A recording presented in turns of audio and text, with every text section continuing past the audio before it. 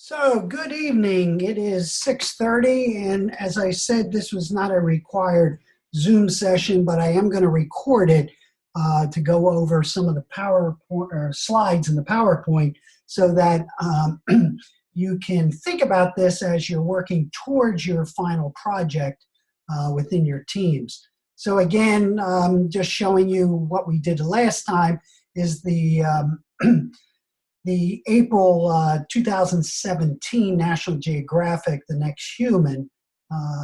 So I think this concept of what's taking place with technology and the development of curriculum is something as curriculum leaders I honestly want you really to get into. So with that, this next slide is going to take you into thinking about what they're calling the fourth machine age. And as you watch this, I want you to think about how your curriculum is designed presently within your school systems.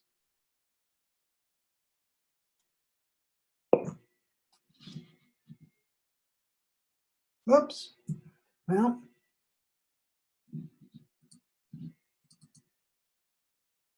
Well, for some reason, the slide is not there, and I think I know why. So, okay, anyway, what I want you to think about is basically this. And again, this is from the World Economic Forum. And as you can see, as they look at the top skills that are going to be needed in the year 2020, versus the skills that you can see here in 2015, 2 years ago. Still, complex problem solving is number one. But if you notice that critical thinking has moved up to number 3 from number 10 is creativity. So the question is how then do you think about the design of curriculum and being able to think about curriculum as not being held captive to our traditional schedules that have a tendency to segregate content into disciplines that many times students have no concept of the interplay. For example, math and science, math and music, math and art, etc. So I think those things become extremely important. And then, again, as you look at the top 3, then look at 4 through 10, and you can see some movements, but the one that is emerging at number 10 now is cognitive flexibility, and I'll talk about that in a couple minutes. And I think that that is a very important one as we begin to look at the neurosciences. And then also, that's new on this list, is the idea of emotional intelligence. So if you think back to Theory U and Otto Scharmer's work in 845, when you begin to think about the relationship between open mind, open heart, and open will, this concept then of emotional intelligence now is beginning to really play out. And so again, as you look at these emerging skills that are needed for 2020, and seeing how some have been replaced from 2015, like it, within your teams to talk about this and what does this mean in relationship to traditional design of curriculum versus an emerging design that you and your team might be exploring. So with that in mind, I don't remember if all of you had to read The Second Machine Age in 802 in the technology course, but these two authors were the authors of that, and they have a new book out that just came out, and I think it's something you need to begin to think about in relationship to curriculum design, but more importantly, what's happening in terms of the development of technology as it relates to this. So the first thing that they state is that really looking at data algorithms alone, it should be alone, usually lead to better decisions and forecasts than relying on the judgment and the even expertise of expert humans. So this is becoming an extremely important concept for you to begin to think about, but it's also a concept that's going to threaten quite a few people as they begin to see how artificial intelligence and deep machine learning is beginning to change the landscape, and very quickly, and I'll show you some examples of that. The second point that they bring up is that machine learning really now is becoming an art and the science of software development. And I'll show you an example of that in terms of Autodesk, which is a major design software, one that a lot of your students, particularly at the upper levels of the organization, probably can begin to experiment with, particularly with this focus on STEAM and STEM learning and the use of robotics, etc. So what they're really saying is now that these particular systems can really detect patterns, and because they're able to do that. Hi, Stacy. I've already started, so I'm into this right now. Okay, so hopefully you can catch up to where I am. You are the only person on right now. So when you begin to think about the software development, this is something that's going to impact greatly the development of software and intelligent software in schools. So for example, I just got back from Boston at the Allen November Boston Learning Community Conference, and heard a gentleman by the name of Zoran Popovic, who has put together some intelligent software that enables a student to interact with it, and that this particular software is to diagnose how they think through the strategy of doing mathematics problems and also dealing with reading problems. And through the machine learning underlying baseline of this, it is able then to look at and to diagnose the best learning strategies for the student, and they interact with the student in order to understand and how to develop their mathematical or their reading ability. And so this software is available right now.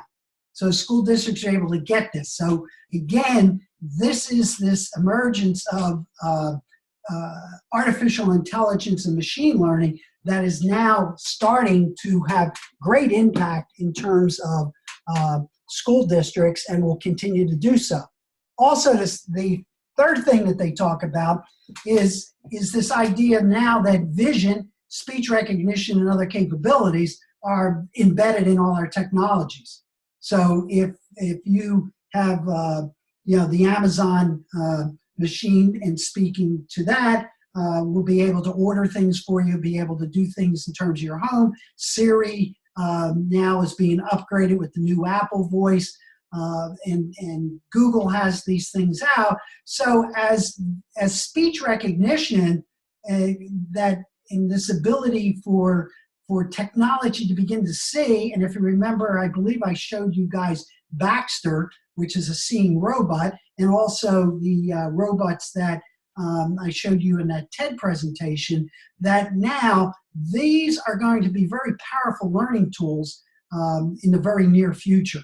So it's something for you to keep in mind. But also, this is a very important thing, is that machine learning systems still lack common sense as human beings, and do. Well, some human beings have common sense. And also, digital technologies do a very poor job in our social drivers, meaning empathy, leadership, teamwork, and coaching.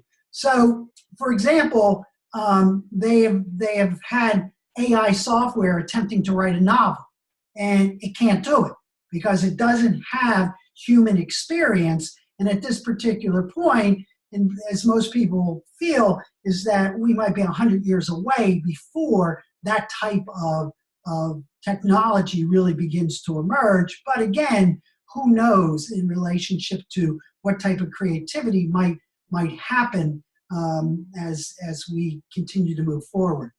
So Stacy, any comments on what you're seeing there?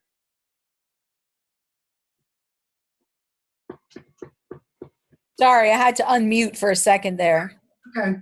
I don't think there's anything surprising so far. I mean, pretty much some of the information that you had shared previously, but some updates on some of the things that are, things that we knew about common sense and so on and so forth. And I like the part about the empathy, leadership, teamwork, and coaching, because those are all the 21st century skills that we're hearing that people are going to be needing. So while there seems to be some threat of potential machine learning taking over the school systems, the important part is that digital technologies are not going to take over some of the really important skills that we need. Right. But I will tell you, though, when you look at the first one, as I say, that should be not a low, but a load. I will tell you that software package that I saw, and it's available, basically the student interacts with the AI and no longer interacts with the teacher. So as I said to you, you're right when it comes down to those things at the bottom. But what becomes more important is, and I think the point that McAfee and Bajorsian are saying basically is that it's not either or, it's not us versus the machine, it's how do we begin to integrate across the board as we begin to explore these concepts and these newer technologies. But these newer technologies are going to change the structure of how we operate daily within a school, and will probably move us away from some of the traditional K-12 ways of thinking and begin to get us to look at newer types of structures for how learning is going to take place. So I think that's something that we really have to keep in mind. Okay? Agreed. So I'm gonna show, I do want to show this as, and again, I'm recording this for everyone. Here, here's an expert, obviously, who's doing a lot of work in AI. And I think this is important for the teams to think about as you listen to this, because, in terms of your final project, what you're attempting to do is to create a curricular structure or design that really is going to focus on what's emerging in the future and how do we begin to integrate these things in. So hopefully you'll be able to hear this okay.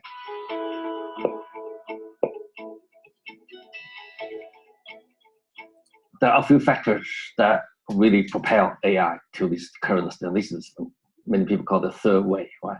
The first wave, died because people probably were too naive. They thought, they over sort of estimate the future. And at that time, of course, even into the second wave as well, computing just power wasn't there, and there wasn't even the concept of big data.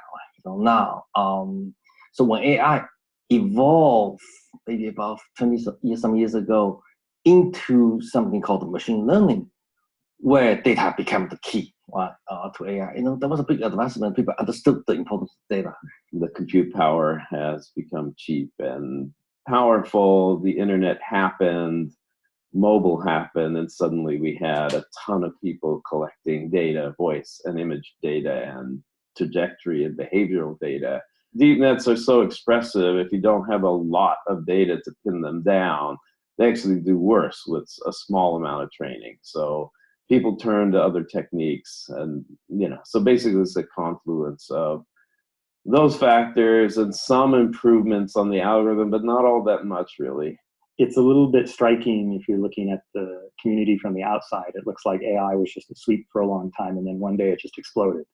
If you're actually working on this from the research side, it's actually kind of a very slow ramp up. It's sort of the bottom of that exponential curve that people could see from the inside that this was happening.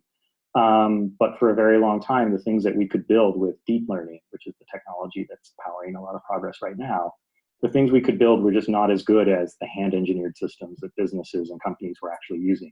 And then what happened around maybe 2012 or so is that these systems hit the sort of crossover point, where suddenly the thing that we could build with this deep learning technology became much, much more powerful and really overtook all the systems we could build before. And it sort of looked like a big surprise, like it came out of nowhere. And it's actually been a very long process that you're just seeing the output of it right now. Machine learning has come up as a huge enabler, but at the same time, I think now we are in a position where we have enough empirical data to support our research, enough compute power to essentially take it to the next level. And I think that is an exciting phase now, where deep learning is becoming enabler of what we have always thought of cognitive systems or AI in general to achieve. And I think that brought us one step closer to going towards what we like to think as AI. Again, in terms of the things that we are doing now, we are still solving very basic problems. We are not really solving very complicated problems, except that all these basic problems are becoming building blocks of achieving something much bigger.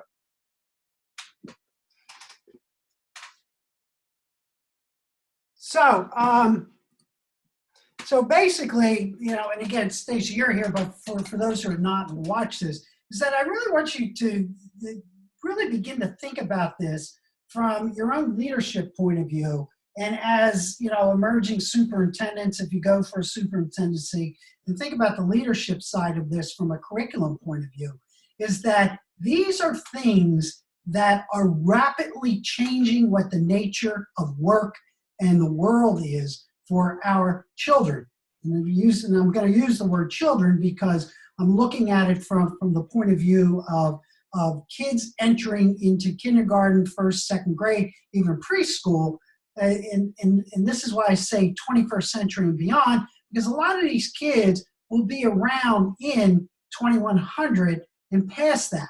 And so the question, you know, that we're all faced with, I guess the existential question is as schools that are still steeped in the 20th century learning model, and the structure is still steeped in that as these platforms become more and more advanced, that if your leadership thinking is not focused on how do I get the people who I will have responsibility for, and that includes the teachers, the administrators, the kids, the parents, the outside community, that these things, I think, probably become the essential skills for all of you, and that the more you explore outside the field of education and bring it into the field of education, I think it will help your leadership development greatly.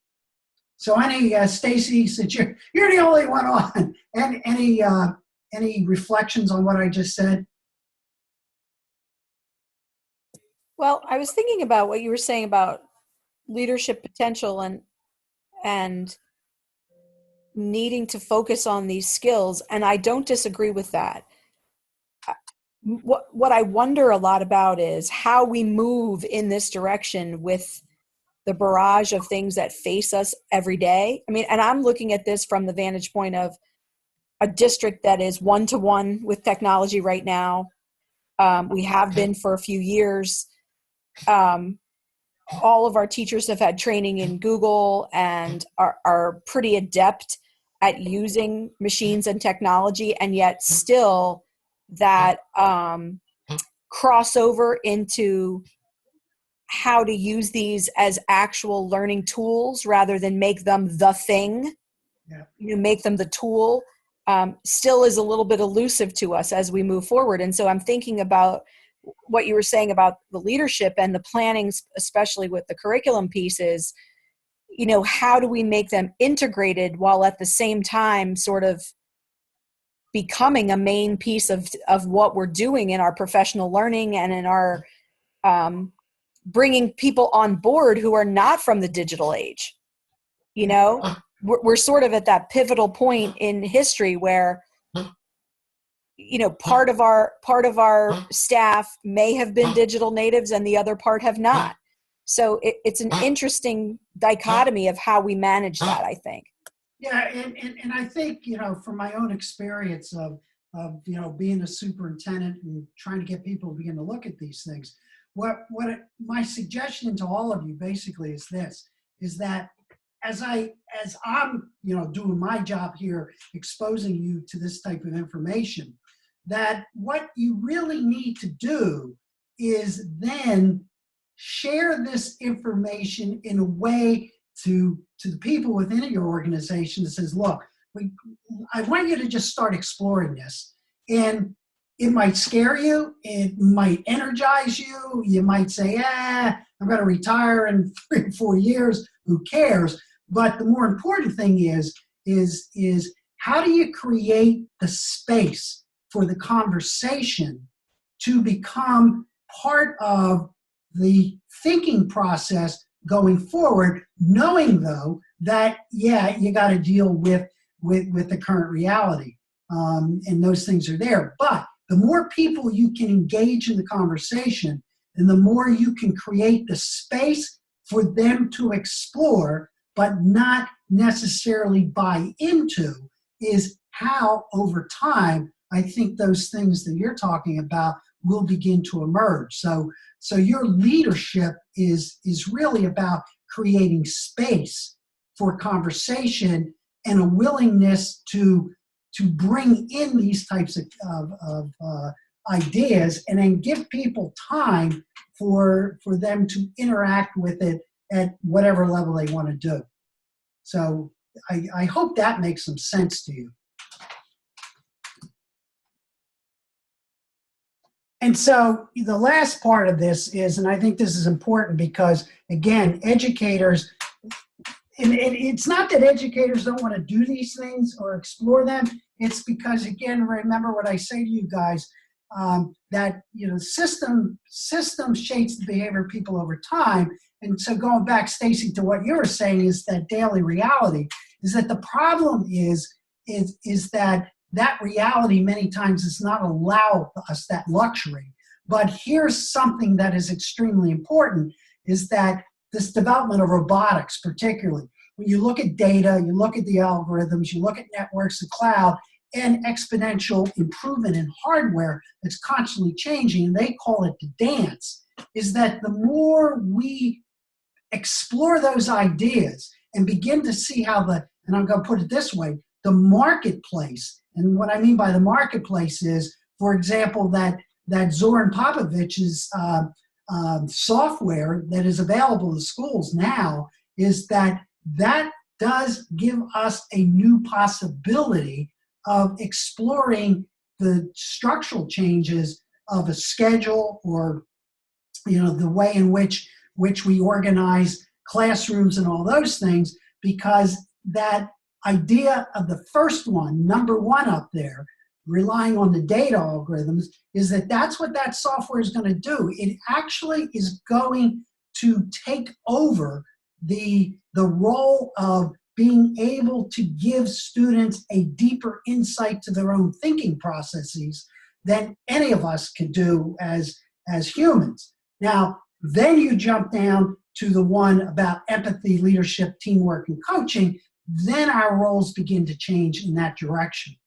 So as doctoral students who are exploring, the concept of curriculum design, how do we, work with the information flow within an organization, but need to understand how the technology integrates into that to me is the level that all of you need to really do a deep dive into and really explore the possibility of the answers. I mean, I only have some experience about that, sharing that, but it's got to be a collective process of looking at these ideas. Because when we look at this, and we talked about this a little bit before in the last one, again, this data is coming out of, it's not, fake news. It's this real data that comes from the World Economic Council. It comes from businesses within the United States, McKinsey analysis, et cetera. And again, as educators who are preparing kids for future work and citizens, this data, I think, is very powerful and has to be looked at. So what I want to do, I want to go back there. This thing is too sensitive. let me go back here, get back to this one. So what I want to look at, just two things real quick. And you do have the slides for this, so you can go in and take a look at this.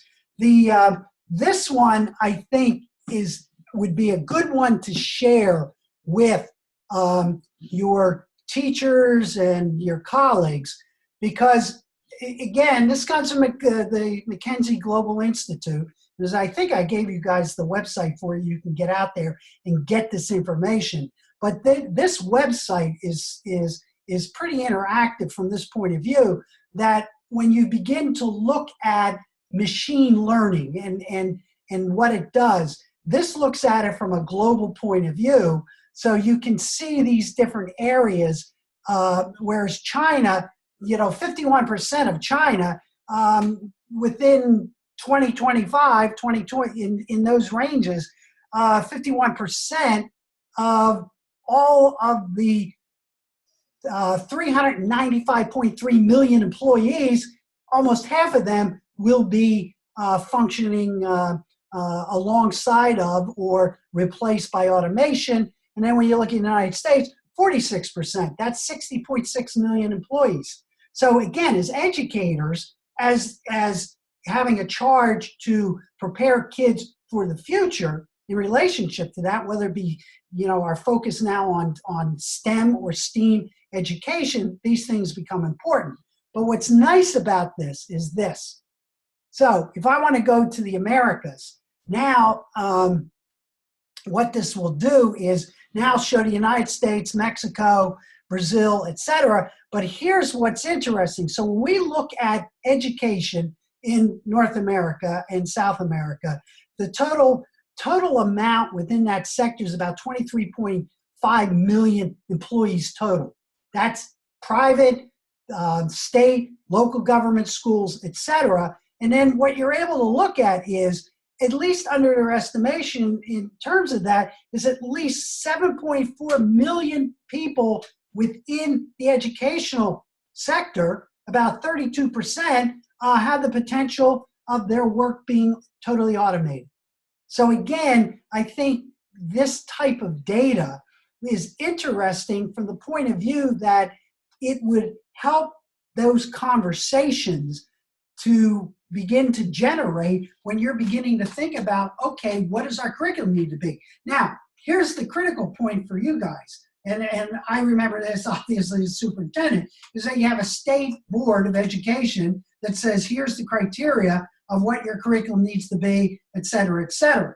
Well, the question then is, going forward, as we begin to explore these ideas, is then how do you bring the power brokers within the state and within a community to explore this material also, to see what the possibility of the world's going to look like for our children.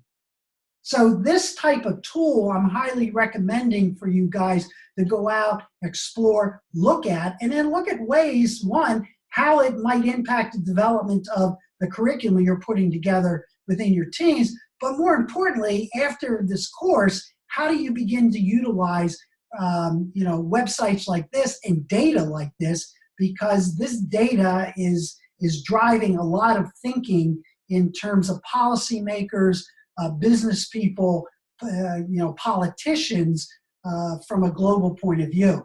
So this little tool, I think, should help you greatly as you explore your own thinking about what curriculum needs to look like. And again, it goes down through many of the different ones, including mining, which is because it's so big in terms of this, but only 2.7 million people are in North America and the Americas are there, of which 53% of it's going to be automated and has a potential for it. But then again, when you look at these different types of areas of possibilities of jobs and emerging types of jobs, that these are pretty good stimulus to think about the design of curriculum. So since I have this up there, Stacy, what do you think about something like this?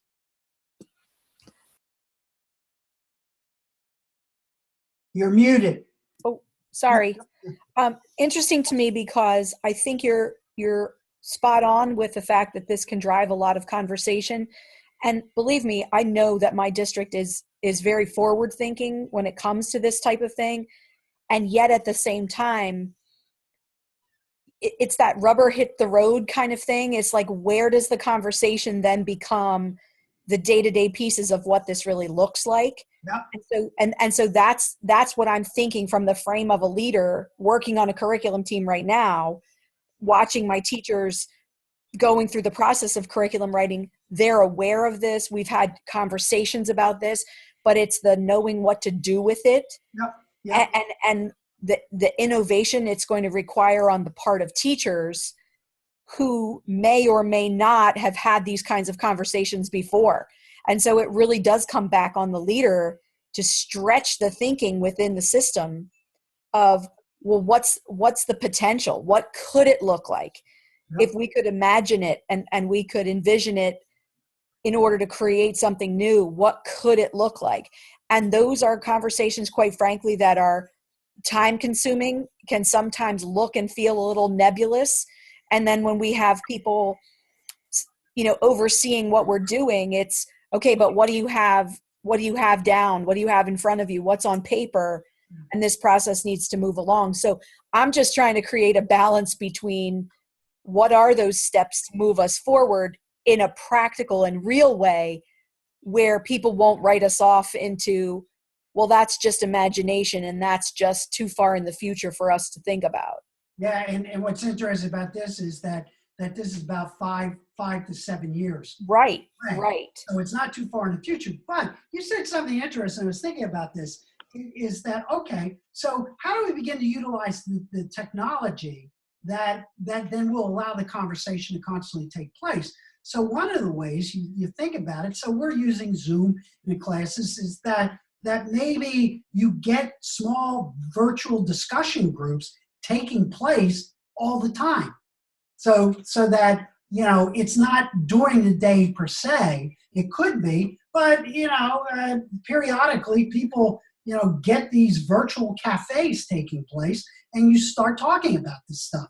Then if and it's all based upon, the ability to, come into it. So like, for example, you're the only person on tonight, which is fine because this was not a mandatory class, but I am putting this up on YouTube for people to look at later when they can, but hopefully, within your teams, because obviously this is a class and you got to interact there.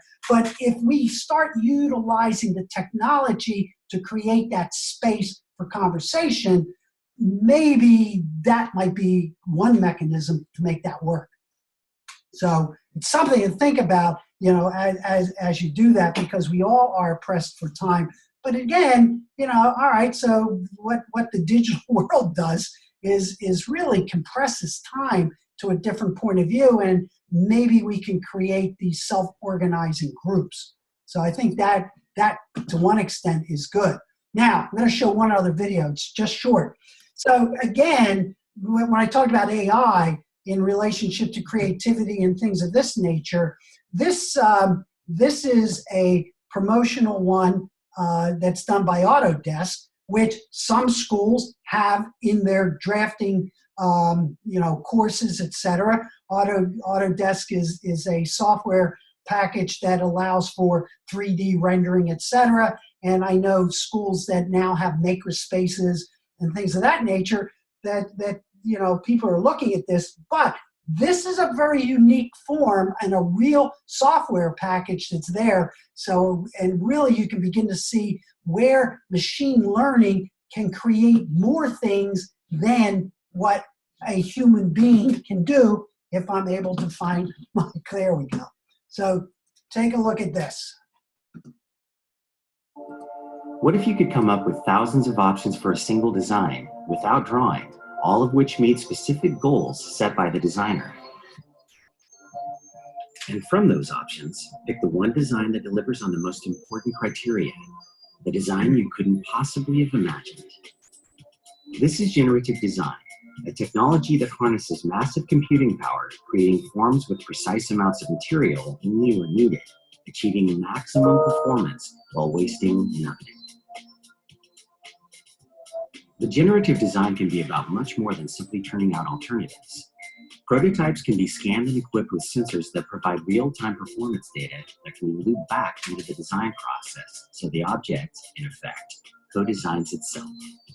And depending on the material and method of manufacture chosen, the software can optimize the design for those choices.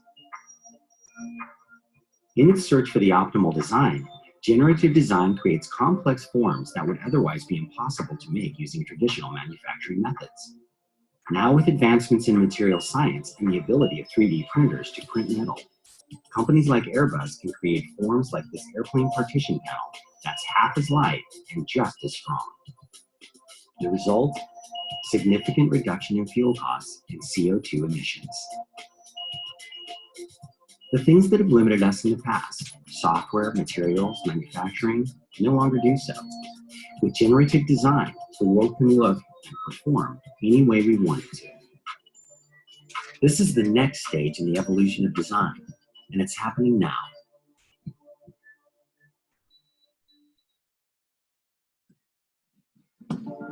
What if you could come up with thousands of options for... So what if we can turn that off? So, you know, the point of showing that is that this stuff is here now. And what's so interesting about what you saw there, and they talk about this in that book I showed you a little bit more, where they were looking at creating a race car. That race car you saw there, and that structural design of that race car was totally created by a computer with no human input. Totally. And it literally came up with a design that most likely a human would not, because we have what they call confirmational bias. And our tendency is we do what we know. And so what the AI and big data and the artificial intelligence is able to do is now to create new patterns that we would never even thought about.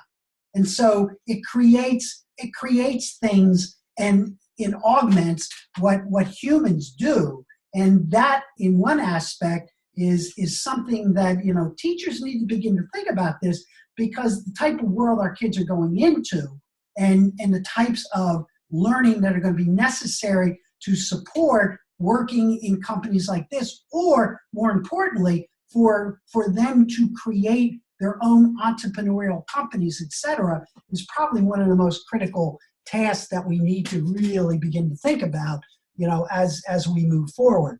So basically, what I want all of you to do as you think about this in terms of your project, putting those things together, but more importantly, not so much the things you're doing in the course per se, but going forward in terms of how you look at these ideas, from what, if you remember what Otto Scharmer talked about, is letting go to let come, because that's really what we need to do.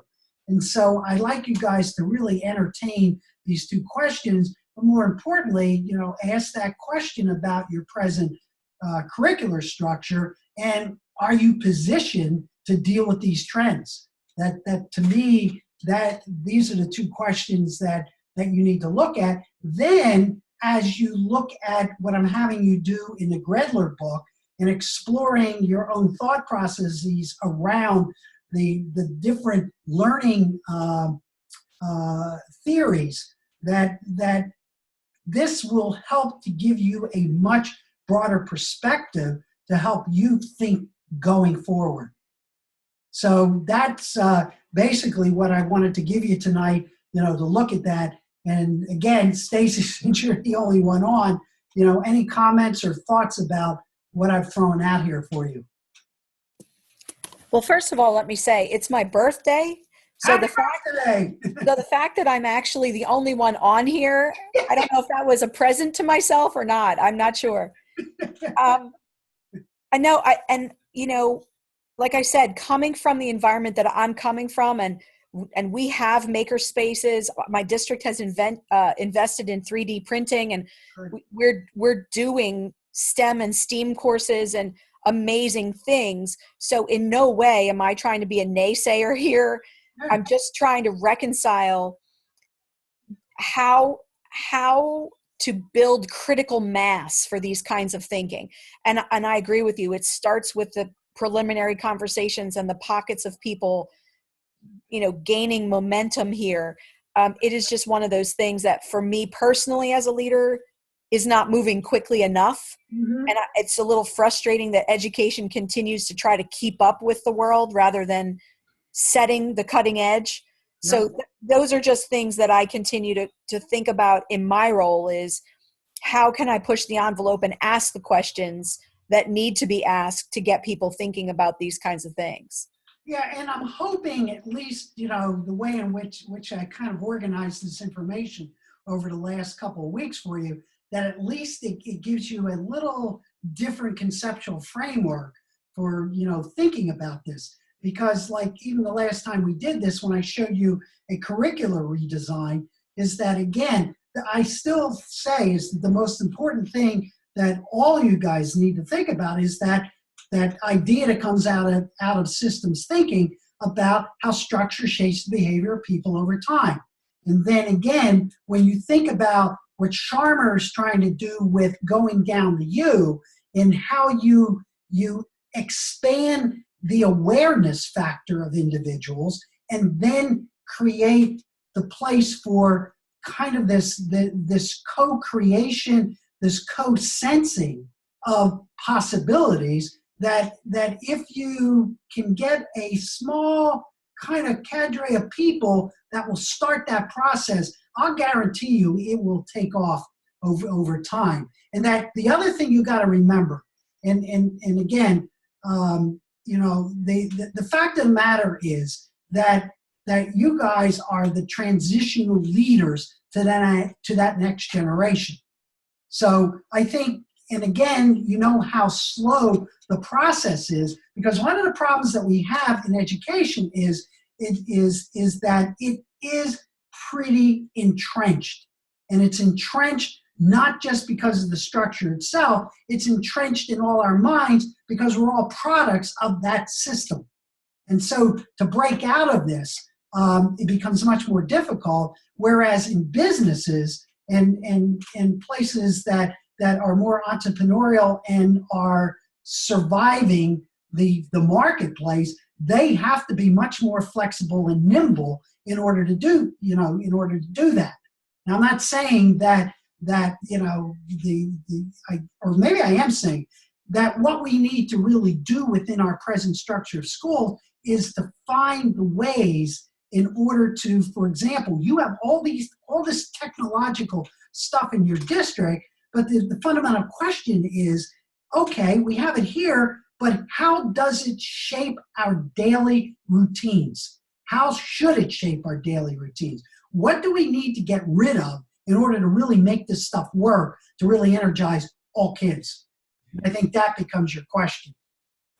And the getting rid of is not an easy process. It isn't. That's the process is having people understand that you can take things off the plate. Yes. Yeah. But again, you got to, from my point of view is you have to make aware that the fact that you can do that, and also you have to make aware, if you remember in 845, the idea when Sharma talks about finding one source is that what becomes important is to get people to find their source. So I'm looking at all this data. What am I afraid of? What do I have to give up in order to make this work going forward? That becomes the fundamental question. And if you remember, Linsky or Heifetz and Linsky particularly talked about that the deeper the change, the more learning is necessary, and that's where it becomes difficult to do, because it's difficult to get people to shift their thinking. So again, that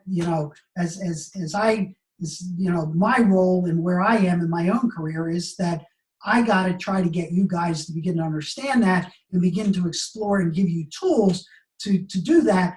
It's incumbent upon you to find out how to make it work within your own environments. So I think that to me is probably the most important thing, for all of you to do. So with that, that's all I am going, to say tonight. This is being recorded. I will have that up there. Stacy, happy birthday. And wow, that's something to spend your birthday in a Zoom session. That's dedication. So, Oh, thank you very much. and all of your colleagues should take that as an example. So that's why I have to remind them of that. So with that, then, I am going to stop the record. Oh, the other thing I want to just make sure, I did say this in the voice announcement, I will be getting a Google out survey, because I'm going to meet with all of you one-on-one, probably the 9th week or the beginning of the 10th, to talk about collectively your check for your understandings, what you're doing, and see how they're interfacing with your projects and your own thinking about curriculum going forward. So look for that probably towards the end of this week, if not the beginning of next week. So I just want to make sure that I have that on there. So I am going to stop the